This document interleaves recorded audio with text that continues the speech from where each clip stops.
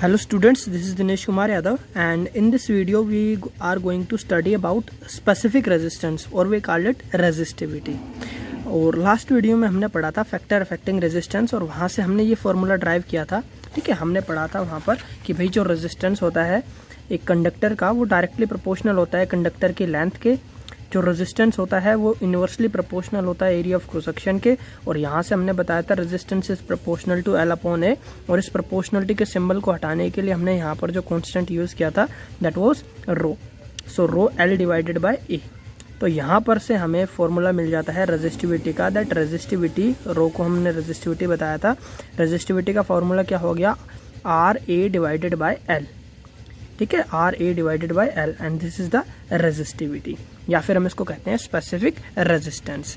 ठीक है, सो यहाँ पर resistivity is equals to R A divided by L and हम इसको डिफाइन किस तरह से करते हैं।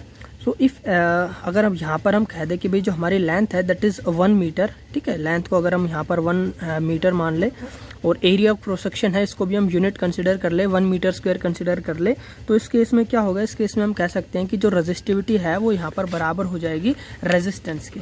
Resistivity is equals to resistance. So resistivity of a conductor is defined as the resistance of a conductor whose length and area of cross section are unity।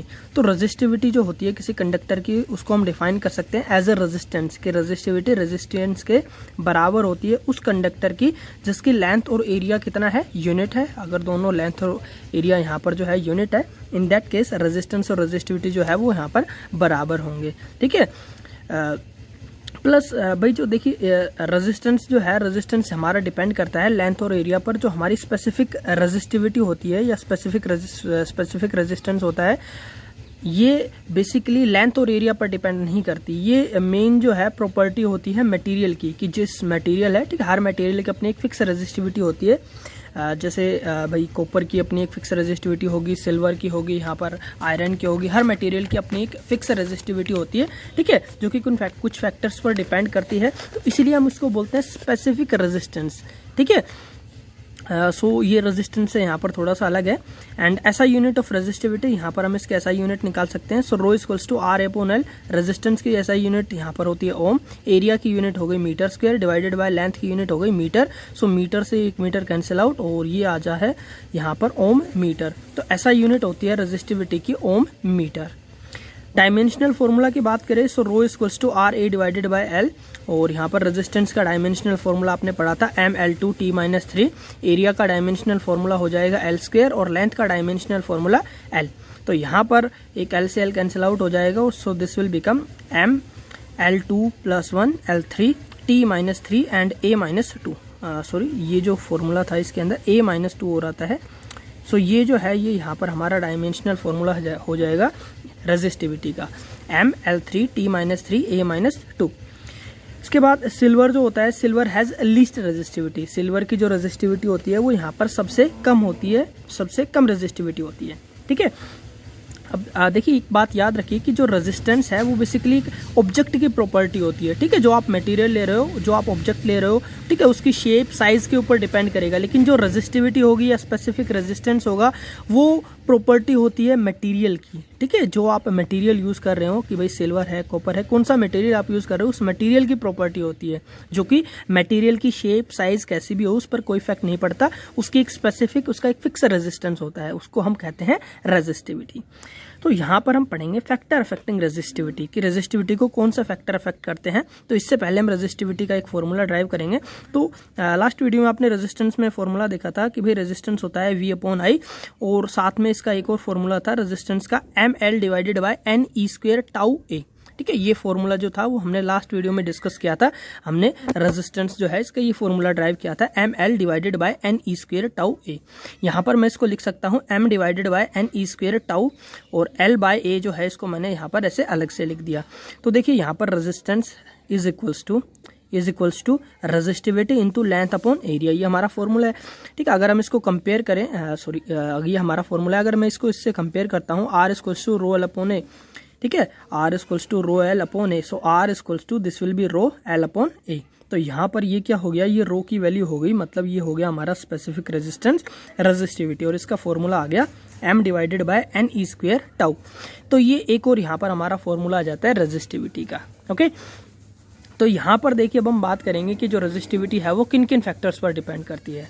So basically resistivity जो है वो सबसे पहले अगर हम बात करें यहाँ पर जो हमारी रेजिस्टिविटी है वो डिपेंड करती है नेचर ऑफ मटेरियल पे। ठीक है, number 1 most important factor is nature of material, कि भाई आप कौन सा मटेरियल यूज कर रहे हो। ठीक है, उस मटेरियल के नेचर पर डिपेंड करेगी। भाई जैसे आप यहाँ पर सिल्वर यूज कर रहे हो, कॉपर यूज कर रहे हो, ठीक है, इसका एक रीजन होता है, क्या होता है कि हम इस फॉर्मूले के अकॉर्डिंग हम यहाँ पर कह सकते हैं कि भाई जो रेजिस्टिविटी है वो इनवर्सली प्रोपोर्शनल होती है एन के।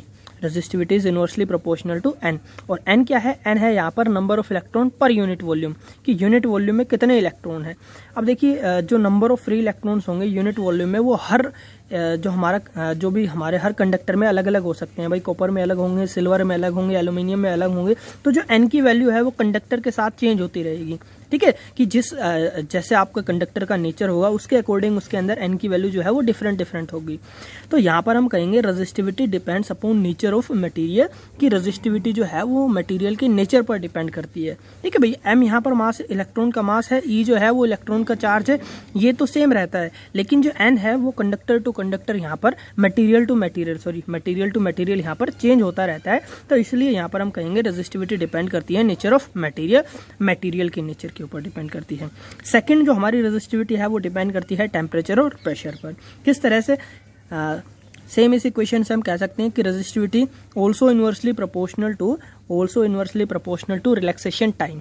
ठीक है, टाउ की जो इनवर्सली प्रोपोर्शनल होती है, so resistivity is inversely proportional to average relaxation time. तो ये जो रिलैक्सेशन टाइम है ये हमने बताया था कि भाई क्या होता है रिलैक्सेशन टाइम, की कंडक्टर जो होता है, कंडक्टर में जो इलेक्ट्रॉन्स यहाँ पर मूव करते हैं, तो ये जो इलेक्ट्रॉन है जब ये मूव करते हैं तो एक इलेक्ट्रॉन का दूसरे एटम के साथ या आयन के साथ यहाँ पर कोलिजन होता है। तो इन कोलिजन के बीच में जो टाइम लगता है उसको हम बोलते हैं रिलैक्सेशन टाइम, टाउ से रिप्रेजेंट करते हैं। और इस तरीके से जितने भी इलेक्ट्रॉन्स होते हैं सबका हम यहाँ पर टाउ मेजर कर लेते हैं और सबका एवरेज एक तरह से टाइम निकाल लेते हैं। ठीक है, तो ये बेसिकली आप इसको समझ सकते हो कि दो कोलिजन्स के बीच में जो समय लगता है वो हमारा रिलैक्सेशन टाइम हो गया।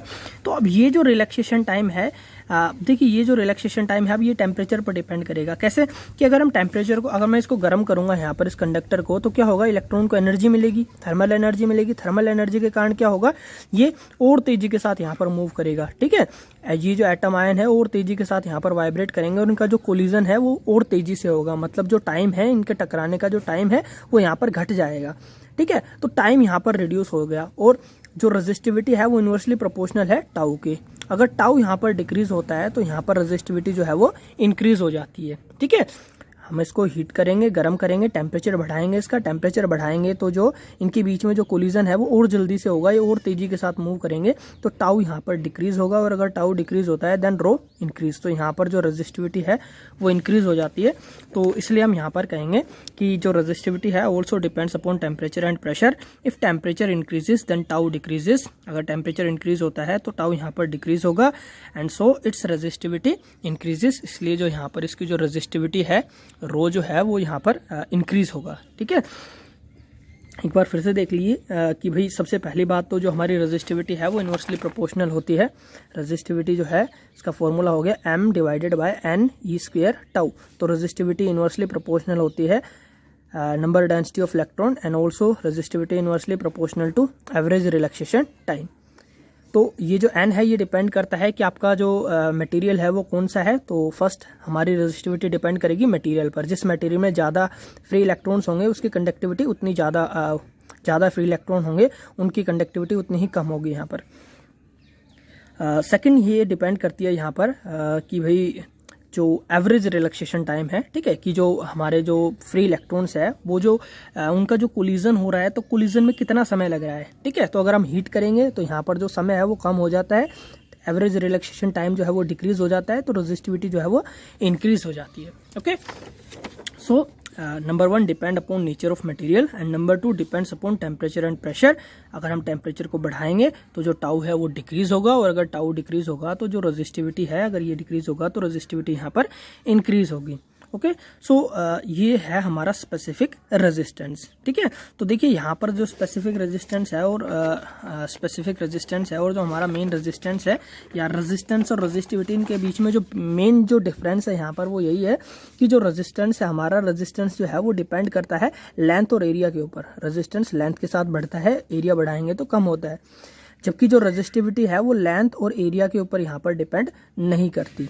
ठीक है, कि भाई अगर आपने कंडक्टर लिया है, आपने एक सिल्वर का कंडक्टर लिया है, यहाँ पर एक सिल्वर का कंडक्टर लिया है, ठीक है, तो इस कंडक्टर की कुछ एक फिक्स रेजिस्टिविटी की वैल्यू होगी, रेजिस्टिविटी यहाँ पर कांस्टेंट होगी। ठीक है, साथ में रेजिस्टेंस भी यहाँ पर कुछ फिक्स होगा, कांस्टेंट होगा। लेकिन अगर आप इसके लेंथ बढ़ा देते हो तो उसका जो रेजिस्टेंस है वो तो बढ़ जाएगा, लेकिन रेजिस्टिविटी नहीं बढ़ेगी, रेजिस्टिविटी नहीं बढ़ेगी। तो मतलब जो रेजिस्टेंस है वो डिपेंड करता है यहाँ पर लेंथ पर, एरिया पर, जबकि जो रेजिस्टिविटी है वो लेंथ और एरिया पर डिपेंड नहीं करती। ये बेसिकली प्रॉपर्टी होती है आपके मटेरियल की, कि कौन सा मटेरियल आप यूज कर रहे हो, उस मटेरियल की इनहेरेंट प्रॉपर्टी होती है। ठीक है, और ये एरिया और लेंथ पर डिपेंड नहीं करती। अब अगर हम मटेरियल को देखें तो भाई 3 तरह के मटेरियल्स हमारे पास होते हैं, जैसे एक तो हो गए कंडक्टर, एक इंसुलेटर हो गए, और एक हो गए हमारे सेमीकंडक्टर मटेरियल।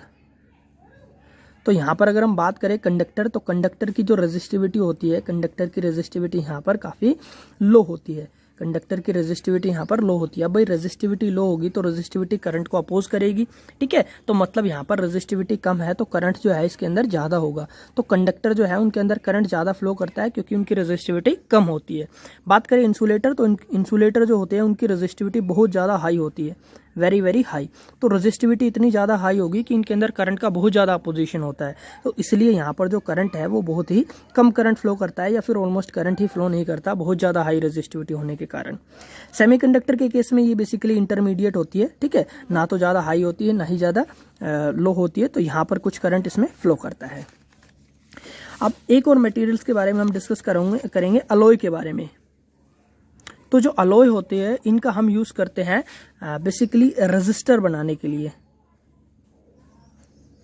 रेजिस्टर बनाने के लिए हम अलॉय का यूज करते हैं, बिकॉज क्योंकि जो अलॉय होते हैं इनकी जो रेजिस्टिविटी होती है वो ना तो बहुत ही ज़्यादा लो होती है ना ही बहुत ही ज़्यादा हाई होती है, इनकी रेजिस्टिविटी कहीं बीच में होती है। ठीक है, सेमीकंडक्टर का अलग केस है, यहाँ पर सेमीकंडक्टर का अलग केस है। ठीक है, इन दोनों को आप देखिए, यहाँ पर कंडक्टर की रेजिस्टिविटी बहुत ही लो होती है, इंसुलेटर की रेजिस्टिविटी बहुत ही हाई होती है, और इनकी रेजिस्टिविटी जो होती है वो थोड़ी सी इंटरमीडिएट होती है, ना तो ज़्यादा लो होती है ना ही ज़्यादा हाई होती है, जिस कारण से हम क्या कर सकते हैं, हम यहाँ पर अलॉय का यूज़ करके हम यहाँ पर रेजिस्टर बना सकते हैं। ठीक है भाई, अगर हम सीधी सी बात, अगर हम कंडक्टर का यूज़ करके, अगर मैं यहाँ पर सिल्वर का यूज़ करके एक रेजिस्टर बनाऊंगा तो बहुत सारा सिल्वर का मटेरियल लगेगा उस रेजिस्टेंस को बनाने के लिए। वहीं अगर मैं यूज़ करूँगा अलॉय का, तो अलॉय की रेजिस्टिविटी हाई है, तो यहाँ पर थोड़े मटेरियल में और हमारा एक अच्छा यहाँ पर रेजिस्टर बन जाएगा। एक दूसरा रीज़न ये भी होता है कि यहाँ पर हम जिन मटेरियल का यूज़ करते हैं वो टेम्परेचर के साथ उनका जो रेजिस्टिविटी है वो चेंज नहीं होता। ठीक है, जैसे हम कॉन्स्टेंट का यहाँ पर यूज़ करते हैं या फिर मैग्नेनिन का यूज़ करते हैं, ये बेसिकली अलॉय होते हैं जिनका मेल्टिंग पॉइंट जो है वो काफ़ी हाई होता है। ठीक है, और टेम्परेचर के साथ इनकी जो रेजिस्टिविटी है वो यहाँ पर चेंज नहीं होती है। सो इसलिए हम अलॉय का यूज़ करते हैं रेजिस्टर बनाने के लिए, ना कि कंडक्टर का, मेटल का यूज़ करेंगे। ठीक है, ना ही हम सेमीकंडक्टर का यूज़ करते हैं, ये तो बिल्कुल डिफरेंट केस है यहाँ पर। Okay, so this is the reason that we use alloy for making resistor, and we use metals for making wire like silver and copper. Okay, so this is all for today, and thank you for watching this video.